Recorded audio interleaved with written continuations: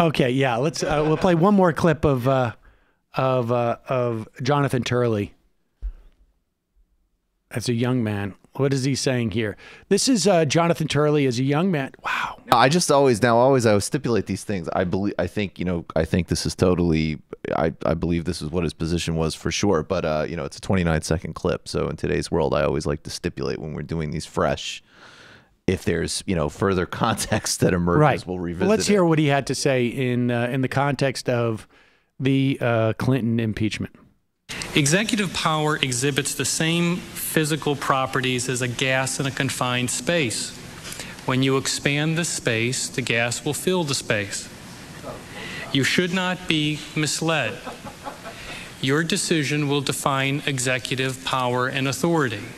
If you decide that certain acts do not rise to impeachable offenses, you will expand the space for executive conduct. And we will have to live with that expansion.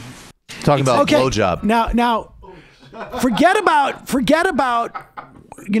a moment, step back from the fact that he's talking about Bill Clinton. Yes. That is exactly the point. If you say this is okay, where do you draw the line? Where do you draw the line? How can you say, and look, for people, and I don't know whether he was arguing for or against impeachment there. I mean, what Bill Clinton did had nothing to do with executive authority.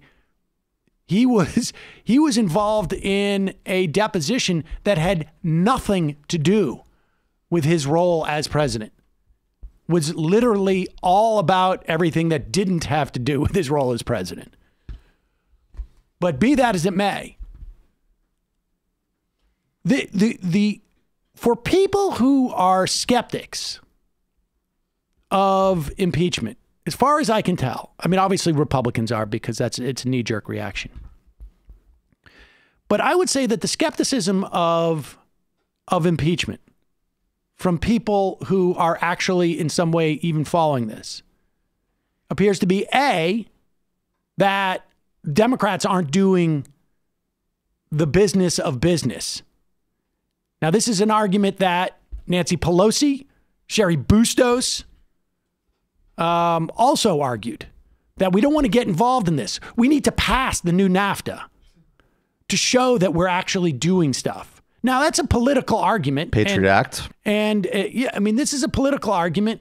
And, people can disagree on this. But the reality is the Democrats have passed a multitude of pieces of legislation that are going to die in the Senate. All of them. Every single one of them. They don't even make it through the Senate. So to say that there's something else that Congress should be doing is ridiculous. In fact, I would say that tying up the Senate for a day, never mind 3 weeks or 6 weeks or 4 months or whatever it's going to be, so that they cannot continue the onslaught of judges they are literally ushering through this process, is the most material benefit that a democratically controlled Congress can provide at this moment. Without a doubt. Without a doubt. Bravo. On top of which, if you are worried about presidential abuse of power, which we should all be, because we have seen it with virtually every single president, as far as I'm concerned, certainly that I've been alive, right? Like, I don't think the president should have the right to be able to assassinate an American citizen in the way that the Obama administration did, just for an example.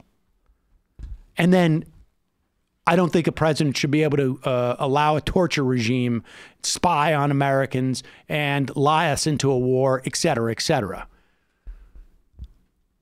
When you think that there's some measure of hypocrisy in holding Donald Trump to a standard that we haven't held other presidents for, if you're really interested in holding presidents to account, then what you do is leverage this to get this institutionalized. You create this as the baseline. This should be a structural assault on executive power. Exactly. Exactly. If you're worried about, if you don't think that this, Like, if you're complaining about the quality and the nature of this whistleblower, and we shouldn't protect this whistleblower because we didn't protect other whistleblowers, you've got it backwards. If you're really interested in protecting whistleblowers, you don't argue that we shouldn't protect this one because we didn't protect the other ones. You say, because we protect this one, we should protect future whistleblowers. The whistleblower who blew the whistle on Jared Kushner's security clearances has been suspended. She has been retaliated against. And you hear no one talking about this. And what should be done is, just as we protected this whistleblower, just as the Democrats are protecting this whistleblower, we should call for the same protections for that whistleblower. And we should be calling for the same protections for every whistleblower going into the future. The thing that frustrates me about this, about watching the reaction to this process, is ignoring everything I just said. And the disingenuousness involved in like saying that I care about protection of whistleblowers. And therefore, because we didn't do it in the past to the extent that I think that we should have, I'm going to be against it now. That doesn't make any sense. It is that's just you're just opining. You're opining and you're preening. You're not opining to leverage any future reality.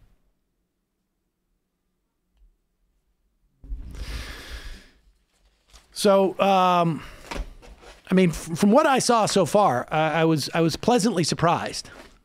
I don't know that Nadler's as adept at this stuff as Schiff is, but to the extent that, and I know, again, I don't think a single person's mind is going to be changed by any of this.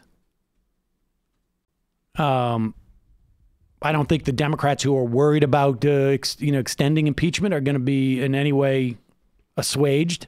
I don't think there's any Republicans who, I mean, if you had asked me 5 months ago, do I think there's a single Republican who would ever be moved by anything that could be presented? No. In fact, if you had asked me on the day after the election, I think I made it quite clear.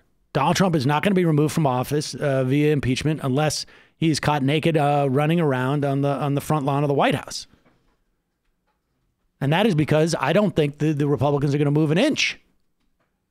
But the point is that, part of the reason why you impeach is also for the future.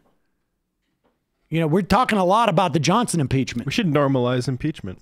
For the left, it's a two-front interconnected war. I mean, I said a couple months ago, I think on this show, that I forgot who I was citing, but somebody with great sympathy and much agreement who was coming from the perspective you were just critiquing in terms of attacking the so-called intelligence and defense community and talking about the war on Chelsea Manning and Snowden and the charges against Assange and all that stuff, which I 100% agree with. And then I said, and incidentally, I just read Congressman Miller's piece in the American Prospect, and this is the same problem. Yeah. And that is the left position you have to chart, because absolutely.